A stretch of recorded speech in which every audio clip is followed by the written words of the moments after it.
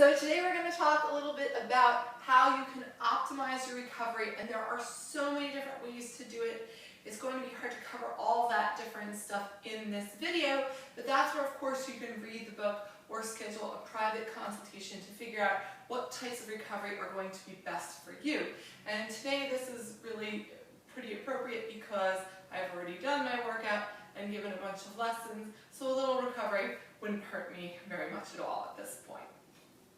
So what do I do in terms of finishing up the workout? So if you're a CrossFit athlete, for example, I've seen a ton of CrossFit athletes do the WOD, which is that super intense period at the end of the class where essentially you're, I would say, competing against each other, and you're working really, really super hard, and they finish and they're sweating and they're dripping, and then they just leave and go right into their car.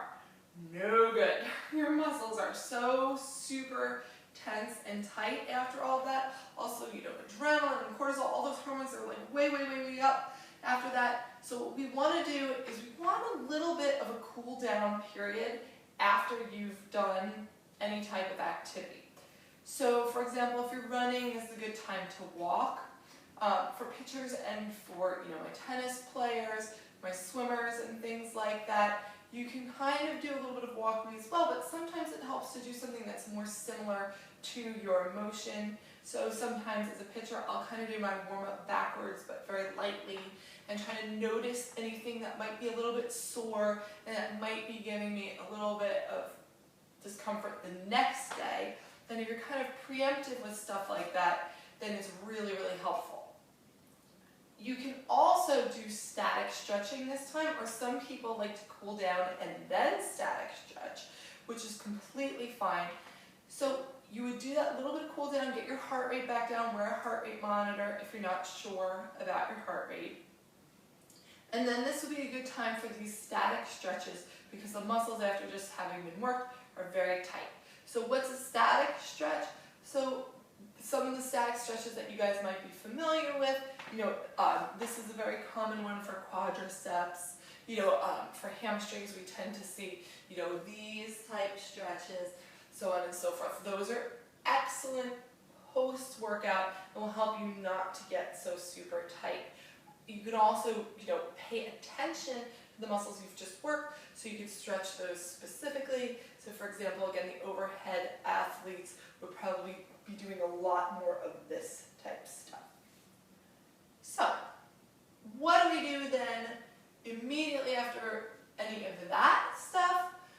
I think, and some people actually don't even like to do that much static stretching and that much cooling down. If you have a super duper intense workout, or for me if I've run mileage that's very high, we do something that's called recovery pose. And it's sort of stolen from yoga a little bit, but what it does is it helps the blood get back to the heart just a little bit quicker so it can pump out new, fresh blood, and it kind of does help everything to recover a little bit faster. So what does this pose look like? Well, you can kind of just scoot your butt all the way up to a wall as much as you possibly can. And then you're going to come out and extend your arms fully. And usually you want to leave a good 10 minutes or so when you do this. You can go for a little bit longer, but I would recommend at least 5 to 10 minutes to really help that blood flow and to help yourself to recover a little bit quicker. Also, this is all stuff that would happen immediately after your workout. Nutritionally, immediately after your workout, what you need is you need a 4-to-1 carbohydrate to protein ratio. A lot of people get that backwards, but it's carbohydrates you want to put in immediately following your workout because you've depleted your glycogen stores if you've had an intense workout. Now if you've just done some yoga or something that's relatively easy for you, do we need 30 minutes within the end of your workout? Do we need some sort of snack or something like that? Probably not. But if you just ran, 6 miles, or if you're going off a game, you're really intense, and then you have to play again the next day, then you want to make sure you have that 4-to-1 carbohydrate to protein ratio within a half hour of finishing. So I don't like to do a whole lot of math when I'm done with a really intense workout, so I just go for Vega Sport Recovery Accelerator. They make it in 2 great flavors, plus it's Informed Choice certified, which means that there isn't anything that is really weird in there that could be like a steroid or something like that, or some of the weird stuff that's in vitamin water that can actually get you tested positive for drugs. So that's a really good way to go. Otherwise, you know, some goji berries and a little handful of cacao, that's a really great burst afterwards, something along those lines. But you don't want it to be a heavy meal or anything like that right after you expend energy. You want it something that's nice and light, about 100 calories or so, or even under that is fine. We're just replenishing our depleted glycogen stores, and that will help a lot. That's what we do nutritionally. Now, let's say that you know you don't have time to do that maybe immediately following your intense workout, although I would make time if I were you. So if I have done a huge run, for example, I will cool down, then I will static stretch, and then I will do recovery pose, and that really, really makes a huge difference. But let's say later that day, you're realizing like, wow, this has really hit me, like I'm really super tired. So there are a couple of recovery poses you can do from yoga that are actually also very, very helpful. And there are also a couple of other techniques that you can use to expedite that recovery. One of the main things that you're going to need later on in the day, and most people take it for granted, is the fact that you need as an athlete, sleep. That's when almost all of that recovery happens, and if you're depriving yourself of that and working yourself really hard, you just cannot perform optimally. That is physically impossible. So make sure you schedule some sleep no matter what your schedule is like. Now, on to a couple of yoga recovery poses. This is super great for later on in the day. Let's say you've had practice, you've done a little bit of recovery pose, you've done some static stretching, you've cooled down, all that, and later you kind of feel a little bit tight, like around 8 o'clock. These are great. These are also very good for helping you get into that mindset of going to bed, going to sleep. So first one, many of you are probably familiar with, is just child's pose, where you sit here and you just kind of extend your arms out in front. I'm getting a nice light stretch in my shoulders, kind of my shoulder blades and everything like that. And it's just a nice time to do some deep breathing here, always in through the nose, out through the mouth. And even just having done my workout and a bunch of lessons, I can tell you this feels really, really great. Okay. Now, this is what's called a yoga bolster. And I think if you are very serious about your recovery, it's a nice little investment to make, although it's not necessarily required. And then here we have 2 little yoga blocks. So this sets us up in sort of a nice position to do a little bit of a twisting recovery pose. And again, you've got to keep in mind, as an athlete, you're working on many different planes of motion. So you're working on the transverse plane, the frontal plane, the sagittal plane. So when you incorporate into your cool downs and your stretches and your warm-ups, you have to be getting different planes of motion as well. That is extremely important.